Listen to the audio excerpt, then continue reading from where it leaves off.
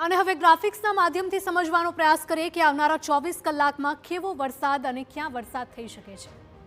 તો આપ આ દક્ષિણ ગુજરાતનો વિસ્તાર જોઈ રહ્યા છો। આજની પરિસ્થિતિ અહીંયા જોવા મળી રહી છે કે અહીંયા ખૂબ જ ભારે વરસાદ દર્શાવી રહ્યો છે। વરસાદનો જે ફોરકાસ્ટ છે તે અહીંયા નકશામાં જોઈ શકાય છે કે સુરત સહિતનો આ જેટલો પણ દક્ષિણ ગુજરાતનો ભાગ છે કે ત્યાં ભારે વરસાદ થવાની આગાહી આપવામાં આવી છે। એટલે કે આજે આ તમામ વિસ્તારોમાં ખાસ કરીને દક્ષિણ ગુજરાતમાં ભારે વરસાદની આગાહી છે।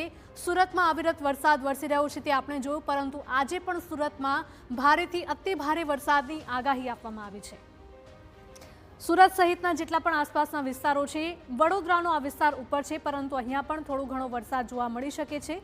સાથે જ અહીંયા સુરતની આસપાસ જેટલા પણ ગામ આવેલા છે, જેટલા તાલુકા આવેલા છે, ત્યાં તમામ જગ્યાએ વરસાદ વરસી શકે છે। અને આ અહીંયા એક અલગ સિસ્ટમ જોવા મળી રહી છે, સુરતની આસપાસ જોવા મળી રહી છે। સુરત, નવસારી સહિતના જેટલા પણ વિસ્તારો છે કે ત્યાં પણ ભારે વરસાદની એક અલગ સિસ્ટમ બની રહી છે। અને અહીંયા દક્ષિણ ભારતમાં પણ જોઈ શકાય છે કે આ સિસ્ટમ ધીરે ધીરે મધ્યપ્રદેશ બાજુ પણ ફંટાઈ રહી છે। એટલે કે થોડા દિવસ બાદ મધ્યપ્રદેશમાં પણ આ સિસ્ટમ જ્યારે પહોંચશે ત્યારે ત્યાં પણ ભારે વરસાદ જોવા મળી શકે છે। એટલે કે દક્ષિણ ગુજરાતમાં હજુ ભારે વરસાદનું એલર્ટ આપવામાં આવ્યું છે।